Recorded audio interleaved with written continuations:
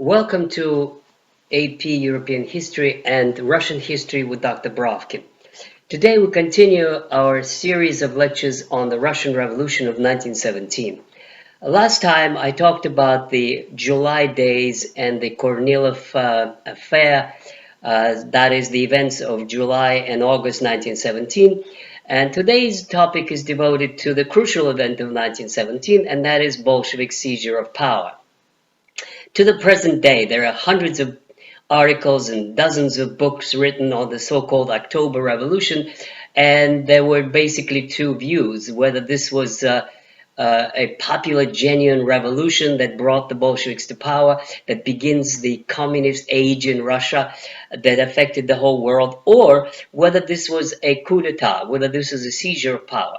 So we'll go over these events and try to figure out what actually happened. So the situation in the country in September 1917 was just about like this. There was a catastrophe at the front, as we have discussed last time. There was a tour of the front by Verkhovsky, the Minister of War, who proposed demobilization. And then there was essentially no action. So in that sense, the provisional government had its chance, but they didn't use it. They essentially failed to act, and most importantly, failed to bring reliable troops to defend law and order in Petrograd, in the capital. Instead, what you see in the first weeks of September is that elections in the Soviets are bringing majorities to the Bolsheviks. They are increasingly popular in the factory committees that are beginning to take over factories, and they are very, very popular among the sailors of the Baltic Fleet, which is kind of a vanguard of the most radical revolutionary hatred of the existing order, and among the demobilized soldiers. Essentially, after Kornilov, it was clear that the Petrograd city was not defended. It was fairly easy to seize power, and this is what Bolsheviks were up to. However, it's not so simple, because many of the cooler heads realized that to seize power in one city is not controlling of Russia, especially on the eve of elections to the Constituent Assembly. So this was a little more complicated than simply seizing the city. So I would say that the big mistake of the provisional government and the Mensheviks and SRs is their inaction. They just kept hoping that somehow they will muddle through until the convocation of the Constituent Assembly, and they didn't do anything, which they should have, of course, tried to resolve the issue of peace, the issue of land reform, and the most importantly, defense of the capital. Now, what is this party, the Bolshevik Party, in September 1917? Most of them had absolutely no idea of Marxism or the dictatorship of the proletariat or the construction of socialism. None of that issue was on the agenda. In September 1917, the Bolsheviks appeared as a party of peace. The most important mover of the popularity was the promise of immediate peace.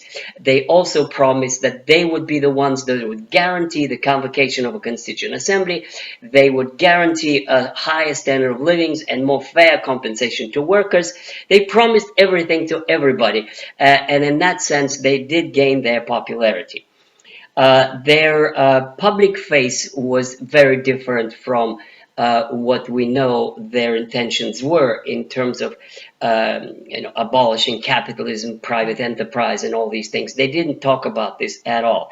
So the public figure, the public persona of the Bolshevik Party was the party of peace and the party of land reform and the party of democracy. This is how they gained whatever support they had, and this was actually, as we shall see, about 20% of the popular vote.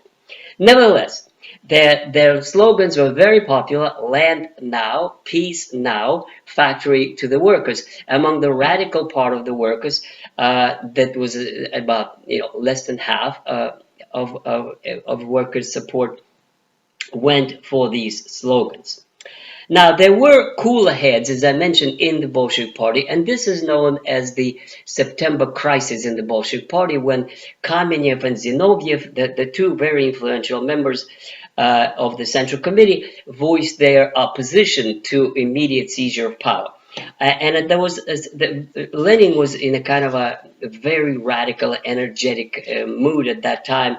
And in a famous phrase, when you read the protocols of this meeting, he said, "Well, if you don't go ahead with the seizure of power, I will go to the sailors." So he was willing to break his own Bolshevik party and go to the most radical and most extreme segment of the revolutionary forces, those that hated the bourgeoisie, hated the Tsarist government, and they were well armed, and of course they had their big presence in the capital. Now, however, this of course is very good for seizing control of the city, as it turned out to be, but the concerns of the more cautious people in the Bolshevik party was, what are they going to do afterwards? How are they going to seize control over Moscow and then all the rest of Russia? That would mean civil war, and they were very reluctant to embark on this journey, and Lenin of course was. Now, there's a very interesting moment that when the actual uprising or movement of Bolshevik troops into the city occurred, which is the 24th of October, Lenin walked into the city from his exile, which is in suburbs in Finland. And there was a one moment that there was a kind of a patrol of revolutionary sailors in the cities, and they stopped him. And there was one that he looked bourgeois. He kind of looked like in a suit and a tie, and there was danger to his life. They actually wanted to finish him off. At least this is one of the eyewitnesses later recalled. But he persuaded them to let him go, and that he was one of the leaders of the revolution, which they didn't believe. And it would have been really a paradox of history if these revolutionary sailors who hated the bourgeoisie would do something to Lenin because he appeared to be bourgeois in his tie and suit. In any case, the key person who organized this movement of troops was, of course, Trotsky, with his Revolutionary Red Guards, with his chairmanship of the Petrograd Revolutionary Committee. He was basically the one who had this enormous organizational capacity and his fiery speeches, and he pretty much made it possible to seize control over various points of the city, the bridges, the telegraph, the telephone. In retrospect, it doesn't seem to be such a big deal because, as we have seen already at the time of Kornilov affair, there were no major troops in Petrograd. There were very, very few who defended the provisional government. And on the night of 24th, 25th October, when these events were going on, the detachment that did defend provisional government was the Women's Battalion.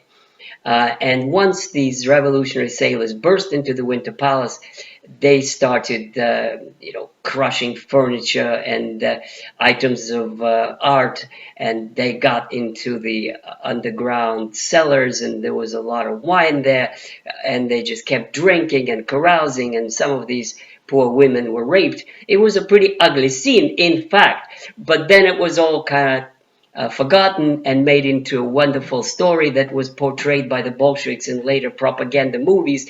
The valiant revolutionary forces seizing the Winter Palace from the counter-revolutionary provisional government. All this is, of course, nonsense. As we know, provisional government was of the socialists, and they were waiting for the convocation of Constituent Assembly 2 weeks later. In any case, the point is the Bolsheviks promised that they would be the party that would guarantee the convocation of the Constituent Assembly. Now, in terms of politics of the time, of these last few days, it's important that there was a political crisis in all political parties. As I mentioned, the Bolshevik Party was close to a split over those who wanted to go with Lenin to the sailors and those who wanted to cooperate with other socialist parties on the platform of peace now, land reform now, elections to Constituent Assembly now. And these were the left SRs, who actually did join later Lenin's government, and they were the Menshevik internationalists, led by Martov, who also were on the verge of splitting away from the Menshevik Party. As I wrote in my book, the only reason they didn't was because they were winning over majority in the Menshevik Party as well, and Martov figured that it's better to remain in the United Social Democratic Party rather than to split it, since he was gaining a majority anyway. Now, another interesting event is the so-called pre-parliament. That's based on the German Revolution of 1849. The pre-parliament was set up by Kerensky, and this was a kind of a mini version of what was going to be the full-fledged parliament that created by the Constituent Assembly. The pre-parliament consisted of various types of social organizations, such as similar to Soviets. It had trade unions, it had the Dumas, which is city councils, it had Zemstvos, which were the local provincial governments. So it had all kinds of representative institutions represented in the pre-parliament, which in fact represented Russia as a whole much better and much more than the Soviets, who represented only workers' councils and those of soldiers. In any case, the interesting thing is the last meeting of the pre-parliament on the 24th of October did pass a resolution for this program, which was a immediate convocation of Constituent Assembly, land reform, and called to the Allies to start peace negotiations immediately. And this explains why Lenin hurried to seize power before the 25th. Because if that fact becomes known, that the pre-parliament compels the provisional government to actually implement this program, there would be no reason to have the so-called socialist revolution, because nobody cared about socialist revolution. What really soldiers cared about was peace. And if that had been accomplished by the pre-parliament, there would be no reason at all to seize power. So this is why Lenin hurried. We have to seize power before the Second Congress of Soviets would open, and it did open on the 25th, and by that time Trotsky's detachment seized major points of the city, and Lenin appeared at the Congress and proclaimed that the socialist revolution, which we were talking about, has happened. But you see, this was actually presenting the Congress of Soviets with a fait accompli. Moreover, I carefully studied the mandates of delegates to the Second Congress of Soviets. The Bolsheviks did not have a majority. They did not have a clear-cut majority. There was a kind of a flimsy count of delegates and where they come from and their credentials. And if there was a majority, it was like very, very, very flimsy, very, very little, and certainly not enough to change the course of history by proclaiming seizure of power to the Soviets. But again, important thing is, even when they did proclaim that this is the Soviets take over power, the Central Executive Committee of Soviets is taking over political power of Russia, they said it is until the convocation of the Constituent Assembly. So this was a new government that was formed, and it was called Provisional Workers and Peasants Government until the convocation of the Constituent Assembly. That was the official title of that government that Lenin created on the 25th of October 1917, and then begins, of course, in a full few days, they tried to lure the left SRs into it so that they were just embarrassed to be alone, and in the end they did, and Mensheviks did not join them, but remained a loyal opposition. So, what was it? A socialist revolution or a coup d'etat? It was certainly not a socialist revolution, because nobody spoke about socialism at that time. That was not on the agenda, even of the Bolsheviks.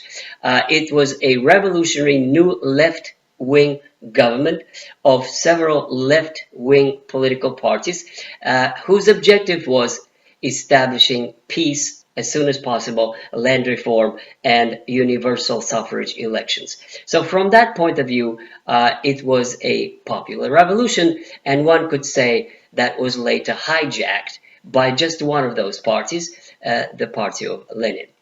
Thank you, and we'll continue as to what happened after October seizure of power in our next videos. Don't forget to tell all your friends and to sign up and to subscribe to Russian History with Dr. Brovkin. Thank you.